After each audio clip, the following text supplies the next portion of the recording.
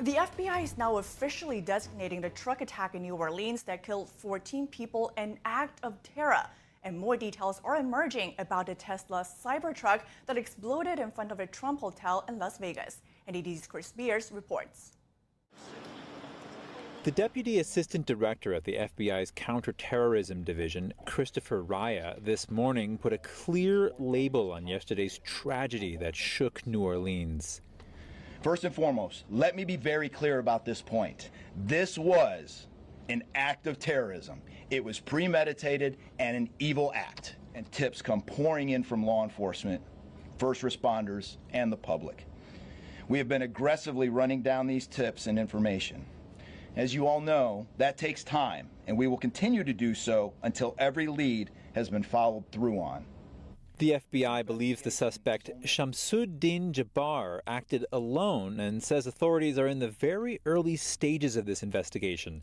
Less than 48 hours have passed since the deadly terror attack that killed 14 on Bourbon Street. New details emerging about the suspect in this case. Officials say that while driving to New Orleans, he made recordings of himself discussing past plans to kill his family. He reportedly described how he changed his mind when he had dreams that inspired him to join ISIS. A man who knows Jabbar shared his reaction to the news about the attack. Complete disbelief, utter shock. He never gave any tips or clues to me personally whenever I was speaking with him that he was on the verge of doing something like this. It's just tragic, and I never saw this coming. President Biden, after meeting with his Homeland Security team, said that at this time, the attack in New Orleans doesn't appear to be linked to the Cybertruck explosion in front of the Las Vegas Trump Tower yesterday morning.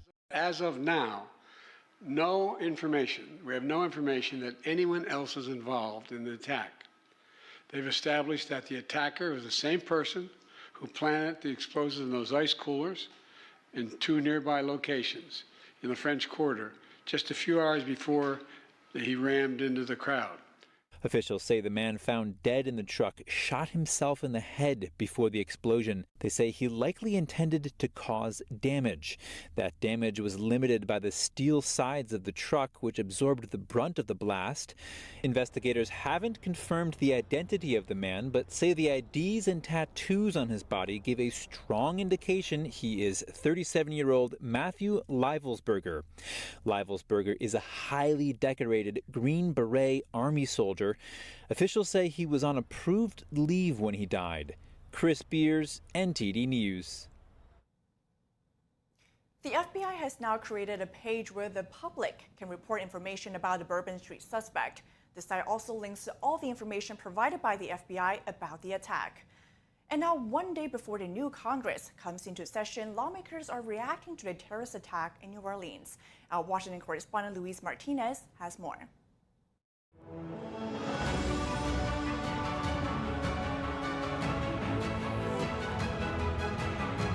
Lawmakers have condemned the terrorist attack in New Orleans and have called on Americans to continue to live in liberty. Terror wins when it makes us fear and makes us not do what our life normally is.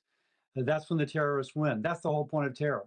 They don't go out and shoot somebody in a small little town. No, they go to where they know there'll be a lot of attention, and that's where they do their terrible deeds. For us to win, we have to continue to live in liberty. Congressman Jamie Raskin reminded the public of the facts that authorities have shared thus far, highlighting that there is, as of now, no evidence that the New Orleans attack is linked to the suspected terror attack in Las Vegas. He also was an Army veteran. There's no evidence at this point of any connection between those two individuals or the two incidents. There were a couple of places where their careers overlapped and intersected, including in Afghanistan, I believe. But there's no evidence that at this point that they knew each other or that they were coordinating in any way. Democratic lawmakers praised President Biden's response to the attack and the resources made available to local authorities, while Republican lawmakers are now pushing for a quick confirmation process of President-elect Trump's national security nominees. Kudos to the president for coming on national television and providing the full faith and credit of all resources of the United States government, from DOJ to Homeland Security, to the FBI, working with NOPD, our state police, and all of our sheriffs around in the surrounding areas. Incoming Senate Majority Leader Senator John Thune posted on X, "This is a clear example of why the Senate must get President Trump's national security team in place as quickly as possible." And Senate Republican Majority Whip Senator John Barrasso followed by posting that the U.S. Senate must confirm President Trump's national security team as soon as possible. Lives depend on it. Indiana Senator-elect Jim Banks chimed in, posting, "There is no time to waste. We must confirm these appointees and secure our nation." While Senator Josh Hawley has said he wants to see FBI Director Christopher Wray and Homeland Security Secretary Alejandro Mayorkas testify before Congress on the attacks. Democrats have accused Republicans of politicizing the terror attack. This terrorist was born and raised in Texas, a state of the United States, last time I checked. And I could turn around and politicize this the other direction. I could point out that Donald Trump said that the United States should not have a presence in Syria, despite Syria being the most likely harbor and hotbed of ISIS terrorism, that he is the one who doesn't want U.S. troops killing ISIS terrorists in Syria so they don't come to the United States and try to kill Americans here. Senate Democrats have expressed opposition to the confirmation of Trump's nominee for FBI Director Kash Patel, Defense Secretary nominee Peter Hegseth, and Homeland Security Secretary nominee Kristi Noem. The confirmation process can start as soon as next week. Reporting from Washington, D.C., Luis Eduardo Martinez, NTD News. How does the new rule impact the House Speaker's ability to govern, and what does an extremely narrow Republican House majority mean for passing legislation? Joining me now are National Republican strategist Ash Wright and Democratic strategist Haley Lickstein.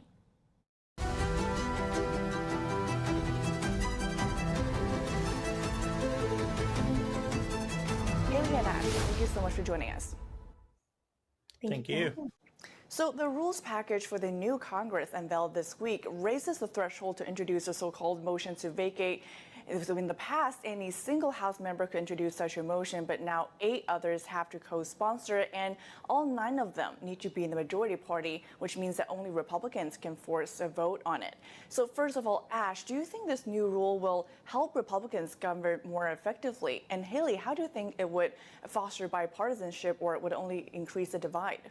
The idea is that it will reduce a lot of the chaos that we've seen in some of the previous Congress that we've had. For example, if you go back and look at Speaker McCarthy and the issues that he had, where it's kind of this constant threat of always being ousted as a speaker. And these bodies of government, they're intended to go through these speaker elections, but it's difficult for them when they feel like they're in an election every single day, when they're just constantly fighting for their position. So I think what they're trying to do is raise that threshold and kind of say, hey, let's have some stability as we go into this new Congress. And I know that obviously the speaker supports that, right? Because he wants to have a higher threshold. But I do know that that's going to be a very important role with him. And only with 1 vote margin, it might actually be the difference in the speaker's race. And Haley? Yeah, absolutely. I agree with Ash. I think that this will hopefully be a great move towards eliminating some of that political theater we've seen recently in the last few years and preventing outliers or one extreme member from sort of bringing our Congress and our government operations to a halt for a few weeks. So hopefully that the new rules will move forward in the vote tomorrow, and we'll be able to see more focus on legislative work rather than political theater amongst members of the Republican Party. Well, but some Democrats, though, are arguing that this rule effectively makes the speaker answerable only to Republicans. What do you think, Ash and Haley? Yeah, I mean, in theory, that's correct. But also that's the way it's historically been, for 200 years, I guess, 200 plus years, is that the party chooses the leader and the party in charge, and that's how that works. So, but I mean, so yes, in theory, it does make the governing party in charge. But also even if there is a dissenting group that is able to call another speaker vote, typically it's the party in charge that wins that speaker vote, given, I mean, I know there's a really thin margin, which I think we'll talk about here in a second, but that's really, in theory, the party in charge controls the speaker regardless. Yeah, I don't think it will change much, but I do think with the razor thin majority that the House has, and some of the large groups of outspoken members that the Republican Party has, such as the House Freedom Caucus, which I'm sure we'll talk about more in a few minutes, there will be some reliance on bipartisanship in order to make any sort of large motion. And now, exactly, let's turn to the narrow majority that Republicans have in the House. The departures of Matt Gaetz, Mike Waltz, and Elisa Stefanik will reduce the Republican majority in the House to just 2 seats, meaning that they can barely lose anyone on their side. And Speaker Mike Johnson, if he keeps his gavel, that is, will face the narrowest House majority in nearly 100 years. And Ash, with such a narrow margin, how will this impact the GOP's ability to pass legislation? What do you think?